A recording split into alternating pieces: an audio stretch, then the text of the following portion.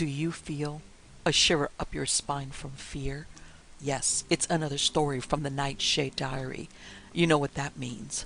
Check under the bed and make sure no one or nothing is there. Is the closet door securely shut? Then leave your disbelief behind. Amp up your imagination and hang on tight for another ride into terror and mystery. And like all good horror stories, just imagine it's a dark and stormy night. And remember, screaming like a little girl is permitted.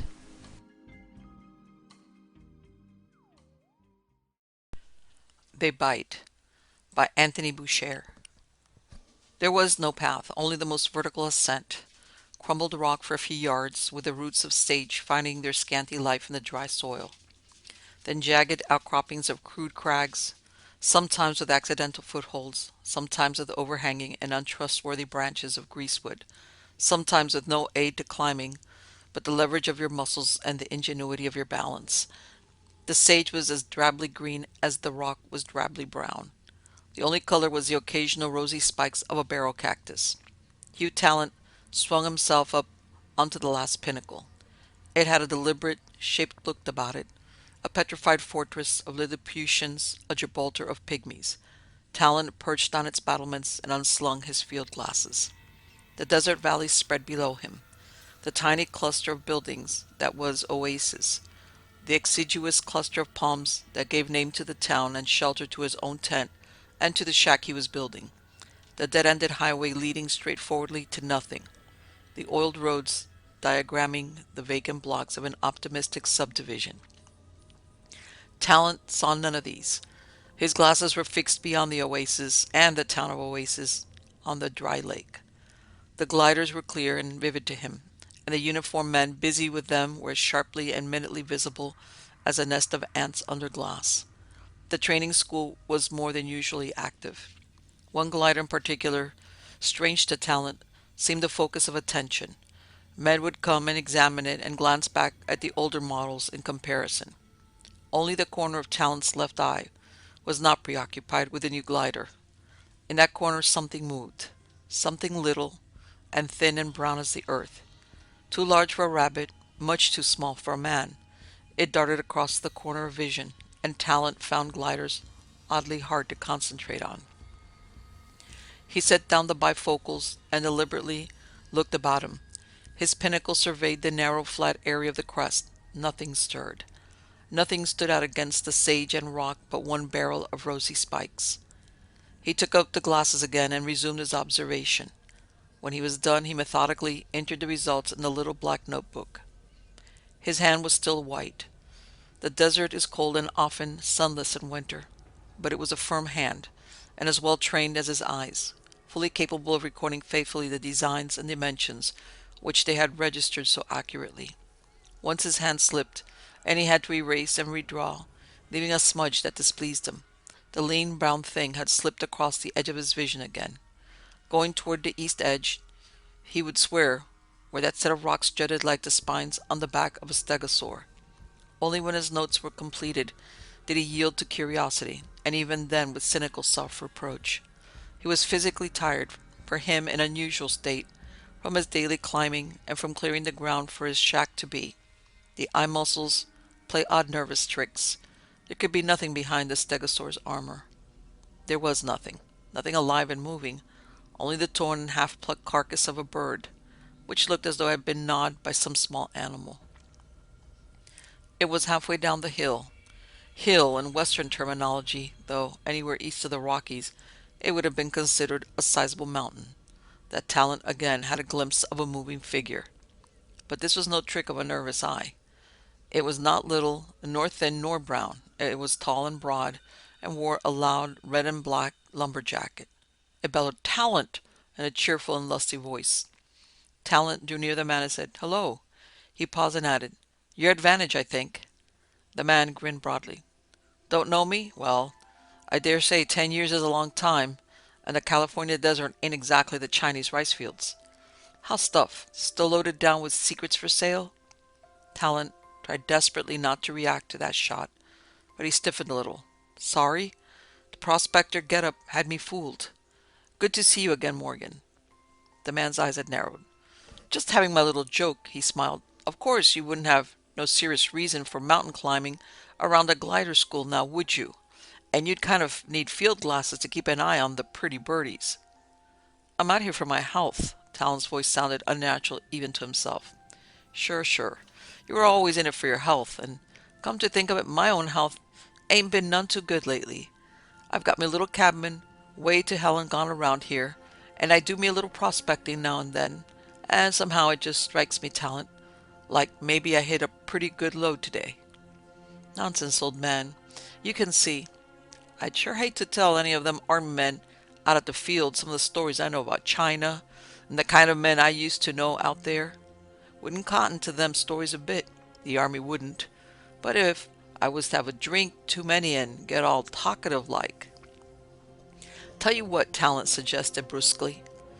It's getting near sunset now, and my tent's chilly for evening visits, but drop around in the morning and we'll talk over old times. Is rum still your tipple? Sure is. Kind of expensive now, you understand. I'll lay some in. You can find a place easily, over by the oasis, and we might be able to talk about your prospecting, too. Talon's thin lips were set firm as he walked away. The bartender opened a bottle of beer and plunked it on the damp circled counter. That'll be 20 cents, he said. Then added as an afterthought, want a glass? Sometimes tourists do. Talon looked at the others sitting at the counter. The red-eyed and unshaven old man, the flight sergeant unhappily drinking a Coke. It was after army hours for beer. The young man with a long, dirty trench coat and a pipe, and the new-looking brown beard, and saw no glasses. I guess I won't be a tourist, he decided. This was the first time Talon had had a chance to visit the desert sport spot. It was as well to be seen around in a community. Otherwise people begin to wonder and say, who is that man out by the oasis? Why don't you ever see him any place? The sports spot was quiet that night. The four of them at the counter, two army boys shooting pool, and half a dozen of the local men gathered about a round poker table, soberly and wordlessly cleaning a construction worker whose mind seemed more on his beer than on his cards. You just passing through? The bartender asked sociably. Talent shook his head. I'm moving in. When the army turned me down for my lungs, I decided I'd better do something about it. Heard so much about your climate here, I thought I might as well try it. Sure thing, the bartender nodded. You take up until they started this glider school. Just about every other guy you meet in the desert is here for his health. Me? I had sinus, and look at me now. It's the air. Talon breathed the atmosphere of smoke and beer suds, but did not smile. I'm looking forward to miracles. You'll get 'em. Whereabouts you staying? Over that way a bit. The agent called it the old Harker place. Talent felt the curious listening silence and frowned. The bartender had started to speak and then thought better of it. The young man with the beard looked at him oddly. The old man fixed him with red and watery eyes that had a faded glint of pity in them. For a moment Talent felt a chill that had nothing to do with the night air of the desert. The old man drank his beer in quick gulps and frowned as though trying to formulate a sentence. At last he wiped beer from his bristly lips and said, You wasn't aiming to stay in the adobe, was you? No, it's pretty much gone to pieces. Easier to rig me up a little shack than try to make the adobe livable. Meanwhile, I've got a tent. That's all right then, maybe. But mind you don't go poking round that there adobe. I don't think I'm apt to, but why not? Want another beer? The old man shook his head reluctantly and slid from his stool to the ground. No, thanks. I don't rightly know as I... Yes? Nothing. Thanks all the same. He turned and shuffled to the door. Talon smiled. But why should I stay clear of the adobe? He called after him. The old man mumbled. What? They bite, said the old man, and went out shivering into the night. The bartender was back at his post. I'm glad he didn't take that beer you offered him, he said. Along about this time in the evening I have to stop serving him. For once, he had the sense to quit. Talon pushed his own empty bottle forward. I hope I didn't frighten him away. Frighten? Well, mister, I think maybe that's just what you did do. He didn't want beer that sort of came like you might say from the old Harker place. Some of the old-timers here, they're funny that way. Talent grinned. Is it haunted? Not what you call haunted, no. No ghosts there that I ever heard of. He wiped the counter with a cloth and seemed to wipe the subject away with it. The flight sergeant pushed his Coke bottle away, hunted in his pocket for nickels, and went over to the pinball machine.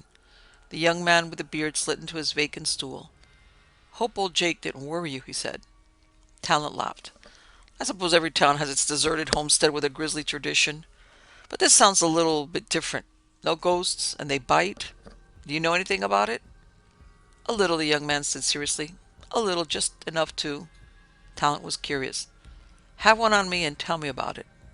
The flight sergeant swore bitterly at the machine. Beer gurgled through the beard. "You see," the young man began, "the desert's so big you can't be alone in it. Ever notice that? It's all empty and there's nothing in sight, but there's always something moving over there where you can't quite see it. It's something very dry and thin and brown, only when you look around it isn't there. Ever see it?" "Optical fatigue," Talent began. "Sure, I know. Every man to his own legend. There isn't a tribe of Indians hasn't got some way of accounting for it. You've heard of the Watchers? In the 20th century, white man comes along and it's optical fatigue. Only in the 19th century, things weren't quite the same, and there were the Carkers." "You've got a special localized legend?" "Call it that. You glimpse things out of the corner of your mind, same like you glimpse lean, dry things out of the corner of your eye. You encase them in solid circumstance, and they're not so bad. That is known as the growth of legend, the folk mind in action. You take the carkers and the things you don't quite see, and you put them together, and they bite." Talent wondered how long that beard had been absorbing beer. "And what were the carkers?" he promptly asked. "Ever hear of Sawney Bean? Scotland? Reign of James the First, or maybe the Sixth, though I think Ruff's Head's wrong on that one for once. Or, let's be more modern. Ever hear of the Benders? Kansas in the 1870s? No? Ever hear of Procrustes? Or Polyphemus? Or Fee-Fi-Fo-Fum? They're ogres, you know. They're no legend. They're fact, they are. The inn where 9 guests left for every 10 that arrived. The mountain cabin that sheltered travelers from the snow, sheltered them all winter till the melting spring uncovered their bones. The lonely stretches of road that so many passengers traveled halfway, you'll find them everywhere. All over Europe and pretty much in this country, too, before communication became what they are. Profitable business. And it wasn't just a profit. The Benders made money, sure, but that wasn't why they killed all their victims as carefully as a kosher butcher. Sonny Bean got so he didn't give a damn about the profit. He just needed to lay in more meat for the winter. And think of the chances you'll have at an oasis. So these carkers of yours were, as you call them, ogres? Carkers, ogres, maybe they were benders. The benders were never seen alive, you know, after the townspeople found those curiously butchered bodies. There's a rumor they got this far west, and the time checks pretty well. There wasn't any town here in the 80s, just a couple of Indian families, last of a dying tribe, living on the oasis. They vanished after the Carkers moved in. That's not so surprising. You know, nobody worried about them, but they used to worry about why so many travelers never got across this stretch of desert. The travelers used to stop over at the Carkers, you see, and somehow they often never got any further. Their wagons be found maybe 15 miles beyond in the desert. Sometimes they found the bones too, parched and white, gnawed looking, they said sometimes. And nobody ever did anything about these Carkers? Oh, sure. We didn't have King James VI, only I still think it was first, to ride up on a great white horse for a gesture, but twice army detachments came here and wiped them all out. Twice? One wiping out would do for most families. Talon smiled. Uh-huh. That was no slip. They wiped out the Carkers twice because, you see, once it didn't do any good. They wiped them out, and still travelers vanished, and still there were gnawed bones, so they wiped them out again.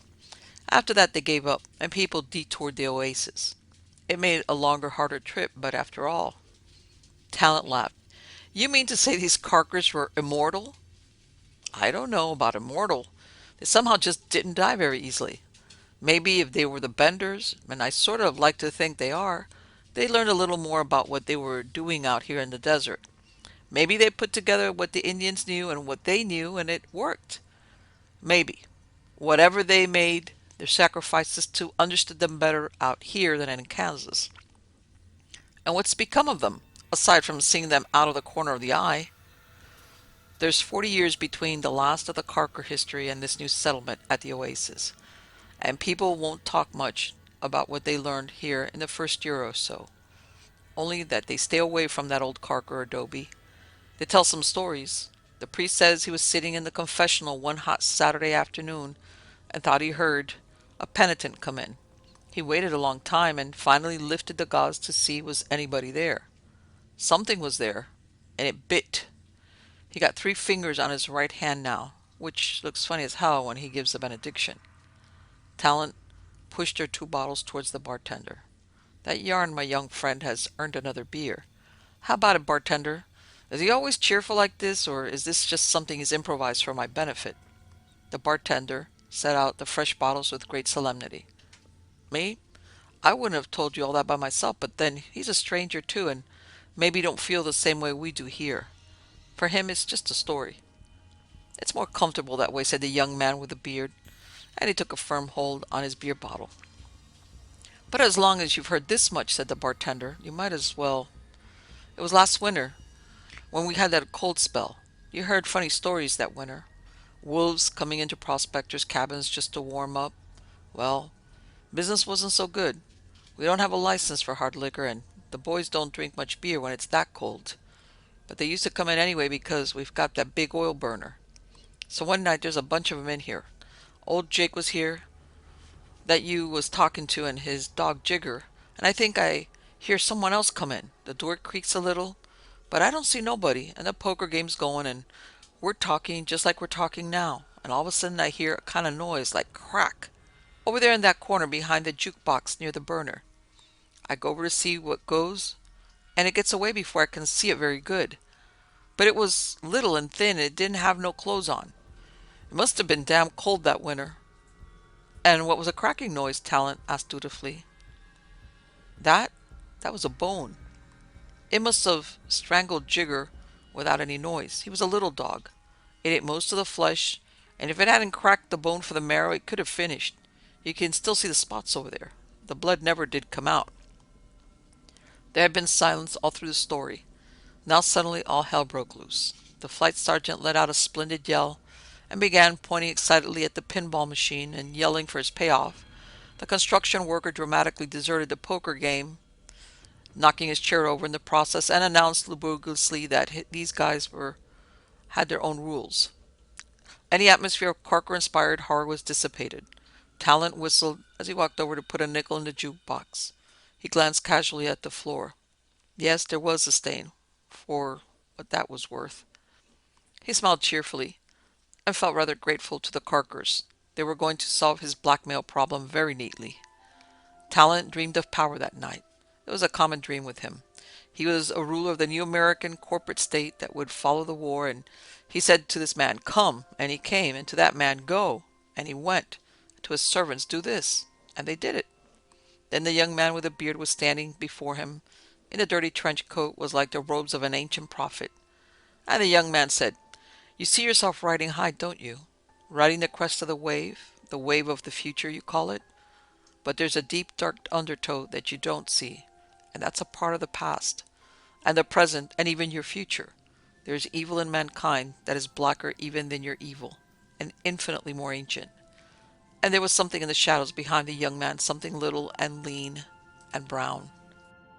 Talon's dream did not disturb him the following morning, nor did the thought of the approaching interview with Morgan. He fried his bacon and eggs and devoured them cheerfully. The wind had died down for a change, and the sun was warm enough so that he could strip to the waist while he cleared land for his shack. His machete glinted brilliantly as it swung through the air and struck at the roots of the brush. When Morgan arrived, his full face was red and sweating. "It's cool over there in the shade of the adobe," Talent suggested. "We'll be more comfortable." And in the comfortable shade of the adobe, he swung the machete once and clove Morgan's full, red, sweating face in two. It was so simple.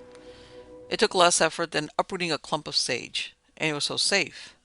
Morgan lived in a cabin way to hell and gone, and was often away on prospecting trips. No one would notice his absence for months, if then. No one had any reason to connect him with Talon, and no one in Oasis would hunt for him in the Carker-haunted adobe. The body was heavy, and the blood dripped warm on Talon's bare skin. With relief, he dumped what had been Morgan on the floor of the adobe. There were no boards, no flooring, just the earth, hard but not too hard to dig a grave in, and no one was likely to come poking around in this taboo territory to notice the grave. Let a year or so go by, and the grave and the bones it contained would be attributed to the Carkers. The corner of Talon's eye bothered him again. Deliberately, he looked about the interior of the adobe. The little furniture was crude and heavy, with no attempt to smooth down the strokes of the axe. It was held together with wooden pegs or half-rotted thongs. There were age-old cinders in the fireplace and the dusty shards of a cooking jar among them. And there was a deeply hollowed stone, covered with stains that might have been rust, if stone rusted. Behind it was a tiny figure, clumsily fashioned of clay and sticks. It was something like a man, and something like a lizard, and something like the things that flit across the corner of the eye. Curious now, Talent peered about further. He penetrated to the corner that the one unglassed window lighted but dimly, and there he let out a little choking gasp. For a moment he was rigid with horror. Then he smiled and all but laughed aloud. This explained everything. Some curious individual had seen this, and from his accounts had burgeoned the whole legend. The Carkers had indeed learned something from the Indians, but that secret was the art of embalming. It was a perfect mummy. Either the Indian art had shrunk bodies, or this was a 10-year-old boy. There was no flesh, only skin and bone and taut, dry stretches of tendon between. The eyelids were closed. The sockets looked hollow under them. The nose was sunken and almost lost. The scant lips were tightly curled back from the long and very white teeth, which stood forth all the more brilliantly against the deep brown skin. It was a curious little trove, this mummy. Talent was already calculating the chances for raising a decent sum of money from an interested anthropologist. Murder can produce such delightfully profitable chance byproducts, when he noticed the infinitesimal rise and fall of the chest. The Carker was not dead. It was sleeping. Talent did not dare stop to think beyond the instant. This was no time to pause to consider such things were possible in a well-ordered world. It was not a time to reflect on the disposal of the body of Morgan. It was a time to snatch up your machete and get out of there. But in the doorway he halted. There, coming across the desert, heading for the adobe, clearly seen this time, was another, a female. He made an involuntary gesture of indecision. The blade of the machete clanged ringingly against the adobe wall. He heard the dry shuffling of a roused sleeper behind him. He turned fully now, the machete raised, disposed of this nearer one first, then faced the female. There was no room even for terror in his thoughts, only for action. The lean brown shape darted at him avidly. He moved lightly away and stood poised for its second charge. It shot forward again. He took one step back, machete arm raised, and fell headlong over the corpse of Morgan. Before he could rise, the thin thing was upon him. Its sharp teeth had met through the palm of his left hand. The machete moved swiftly. The thin, dry body fell headless to the floor. There was no blood. The grip of the teeth did not relax. Pain coursed up Talon's left arm, a sharper, more bitter pain than you would expect from the bite, almost as though venom. He dropped the machete, and his strong, white hand plucked and twisted at the dry brown lips. The teeth stayed clenched, unrelaxing. He sat bracing his back against the wall and gripped the head between his knees. He pulled. His flesh ripped, and blood formed dusty clots on the dirt floor, but the bite was firm. His world had become reduced now to that hand and that head. Nothing outside mattered. He must free himself. He raised his aching arm to his face, and with his own teeth he tore at that unrelenting grip. The dry flesh crumbled away in desert dust, but the teeth were locked fast. He tore his lip against their white keenness and tasted in his mouth the sweetness of blood and something else. He staggered to his feet again. He knew what he must do. Later he could use cautery, a tourniquet, see a doctor with a story about a Gila monster. Their heads grip too, don't they? But he knew what he must do. He raised the machete and struck again. His white hand lay on the brown floor, gripped by the white teeth in the brown face. He propped himself against the adobe wall, momentarily unable to move. His open wrist hung over the deeply hollowed stone. His blood and his strength and his life poured out before the little figure of sticks and clay. The female stood in the doorway now, the sun bright on her thin brownness. She did not move. He knew that she was waiting for the hollow stone to fill. Mr. Lipescu. The teacups rattled and flames flickered over the logs. Alan, I do wish you would do something about Bobby. Isn't that rather Robert's place? Oh, you know Robert. He's so busy doing good in nice abstract ways with committees in them. And headlines? He can't be bothered with things like Mr. Lipescu. After all, Bobby's only his son. And yours, Marjorie. And mine. But things like this take a man, Alan. The room was warm and peaceful. Alan stretched his long legs by the fire and felt domestic. Marjorie was soothing even when she fretted. The firelight did things to her hair and the curve of her blouse. A small whirlwind entered at high velocity and stopped only when Marjorie said, "Bobby, say hello nicely to Uncle Alan." Bobby said hello and stood tentatively on one foot. "Alan," Marjorie prompted. Alan sat up straight and tried to look paternal. "Well, Bobby," he said. "And where are you off to in such a hurry?" "See Mr. Lipescu, of course. He usually comes afternoons." "Your mother's been telling me about Mr. Lipescu. He must be quite a person." "Oh, gee, I'll say he is, Uncle Alan. He's got a great big red nose, and red gloves, and red eyes. Not like when you've been crying, but really red like yours brown, and little red wings that twitch, only he can't fly with them 'cause they're rudimentary, he says. And he talks like, oh gee, I can't do it, but he's swell, he is." "Lipescu's a funny name for a fairy godfather, isn't it, Bobby?" "Why? Mr. Lipescu always says, why do all the fairies have to be Irish? Because it takes all kinds, doesn't it?" "Alan," Marjorie said, "I don't see that you're doing a bit of good. You talk to him seriously like that, and you simply make him think it is serious. And you do know better, don't you, Bobby? You're just joking with us." "Joking? About Mr. Lipescu?" "Marjorie, you don't... Listen, Bobby.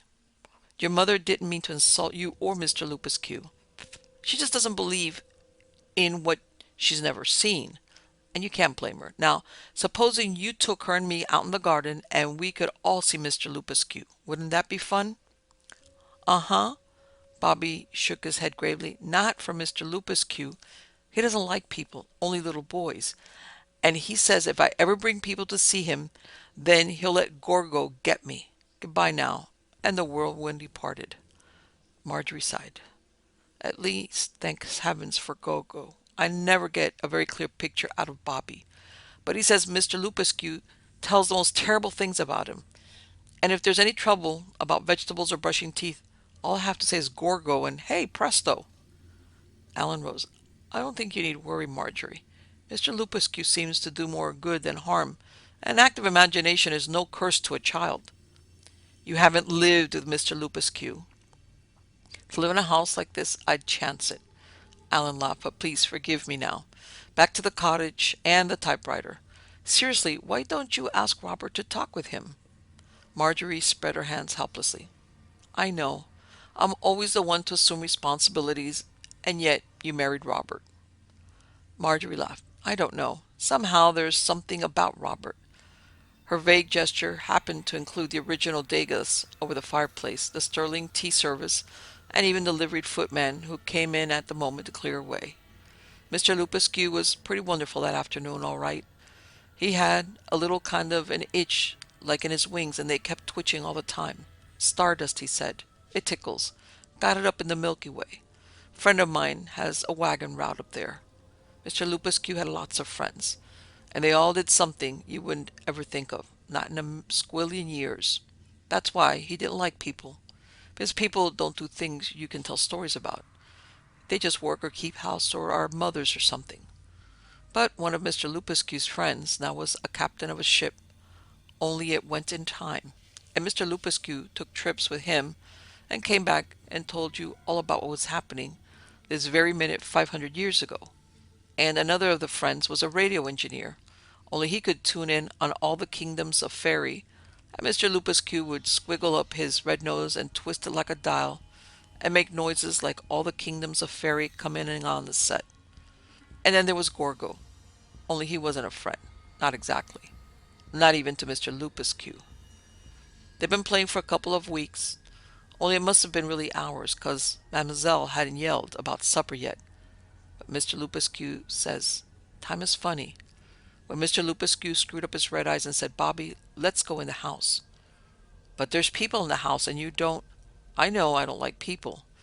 That's why we're going in the house. Come on, Bobby, or I'll. So, what could you do when you didn't even want to hear him say Gorgo's name? He went into Father's study through the French window, and it was a strict rule that nobody ever went into Father's study, but rules weren't for Mr. Lupescu. Father was on the telephone telling somebody he'd try to be at a luncheon, but there was a committee meeting that same morning, but he'd see. While he was talking, Mr. Lupescu went over to a table and opened a drawer and took something out. When Father hung up, he saw Bobby first and started to be very mad. He said, young man, you've been trouble enough to your mother and me with all your stories about your red-winged Mr. Lupescu, and now if you're starting to burst in, you have to be polite and introduce people. Father, this is Mr. Lupescu, and see, he does too have red wings. Mr. Lupescu held out the gun he'd taken from the drawer and shot Father once right through the forehead. It made a little clean hole in front and a big messy hole in the back. Father fell down and was dead. Now, Bobby, Mr. Lupescu said, a lot of people are going to come and ask you a lot of questions. And if you don't tell the truth about exactly what happened, I'll send Gorgo to fetch you. Then Mr. Lupescu was gone through the French window. It's a curious case, Lieutenant, the medical examiner said. It's fortunate I've dabbled a bit in psychiatry. I can at least give you a lead until you get the experts in. The child's statement that his fairy godfather shot his father is obviously a simple flight mechanism susceptible of two interpretations. A. The father shot himself. The child was so horrified by the sight that he refused to accept it and invented this explanation. B. The child shot the father, let us say by accident, and shifted the blame to his imaginary scapegoat. B has, of course, its more sinister implications. If the child had resented his father and created an ideal substitute, he might make the substitute destroy the reality. But there's a solution to your eyewitness testimony. Which alternative is true, Lieutenant? I leave up to your researches into motive and the evidence of ballistics and fingerprints. The angle of the wound jibes with either. The man with the red nose and eyes and gloves and wings walked down the back lane to the cottage. As soon as he got inside, he took off his coat and removed the wings and the mechanism of strings and rubber that made them twitch. He laid them on top of the ready pile of kindling and lit the fire. When it was well started, he added the gloves. Then he took off the nose, kneaded the putty until the red of it outside vanished into neutral brown of the mass, jammed it into a crack in the wall, and smoothed it over. Then he took the red iris contact lenses out of his brown eyes and went into the kitchen, found the hammer, pounded them to powder, and washed the powder down the sink. Alan started to pour himself a drink and found to his pleased surprise that he didn't especially need one. But he did feel tired. He could lie down and recapitulate it all, from the invention of Mr. Lupescu and Gorgo and the man with the Milky Way route to today's success and on into the future with Marjorie. Pliant, trusting Marjorie would be more desirable than ever as Robert's widow and heir, and Bobby would need a man to look after him. Alan went into the bedroom. Several years passed by in a few seconds. It took him to recognize what was waiting on the bed. But then, time is funny. Alan said nothing. Mr. Lupescu, I presume, said Gorgo.